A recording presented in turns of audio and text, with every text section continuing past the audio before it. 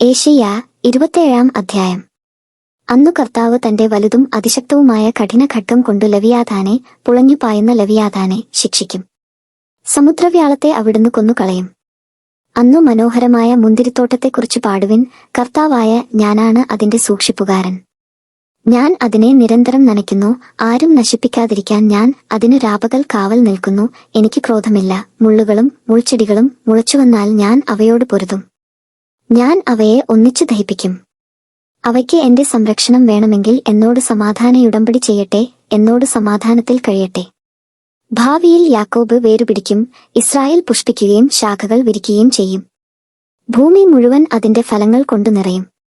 ഇസ്രായേലിന്റെ ശത്രുക്കളെ പ്രഹരിച്ചതുപോലെ അവിടുന്ന് ഇസ്രായേലിനെ പ്രഹരിച്ചിട്ടുണ്ടോ? ഇസ്രായേൽ ജനത്തിന്റെ ഘാതകരെ വധിച്ചതുപോലെ അവിടുന്ന് ഇസ്രായേൽ ജനത്തെ വധിച്ചിട്ടുണ്ടോ? അവിടുന്ന് അവരെ പ്രവാസത്തിലേച്ചു ശിക്ഷിച്ചു. കിഴക്കൻ കാറ്റിന്റെ നാളിൽ അവിടുന്ന് അവരെ ഊതിപ്പറപ്പിച്ചു. അങ്ങനെ യാക്കോബിന്റെ പാപം പരിഹരിക്കപ്പെടും. അവന്റെ പാപമോചനത്തിന്റെ പൂർണ്ണഫലം ഇതാണ്: ചുണ്ണാമ്പുകല്ലുപോലെ അവൻ ബലിപീഠത്തിന്റെ കല്ലുകൾ പൊടിച്ചു കളയുകയും അശേരാ പ്രതിഷ്ഠകളും ധൂപപീഠങ്ങളും നശിപ്പിക്കുകയും ചെയ്യും. ബലിഷ്ഠനഗരം വിജനമായിരിക്കുന്നു. ജനനിബിഡമായ നഗരം മരുഭൂമി പോലെ വിജനവും ശൂന്യവുമായിരിക്കുന്നു. അവിടെ കാളക്കിടാവ് മേഞ്ഞു നടക്കുകയും വിശ്രമിക്കുകയും ഓരോ പൊടിപ്പും തകർക്കുകയും ചെയ്യുന്നു. മരച്ചില്ലകൾ ഉണങ്ങി ഒടിഞ്ഞു വീഴുന്നു. സ്ത്രീകൾ അത് ശേഖരിച്ചു തീകത്തിക്കുന്നു. വിവേകം കെട്ട ഒരു ജനമാണിത്. അതിനാൽ അവരുടെ സ്രഷ്ടാവിന് അവരുടെ മേൽ കാരുണ്യമില്ല.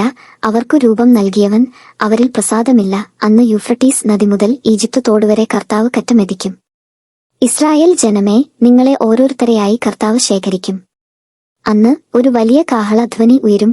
അസ്സീരിയായിൽ നഷ്ടപ്പെട്ടവരും ഈജിപ്തിലേക്ക് ഓടിക്കപ്പെട്ടവരും വന്ന് ജെറുസലേമിലെ വിശുദ്ധഗിരിയിൽ കർത്താവിനെ ആരാധിക്കും.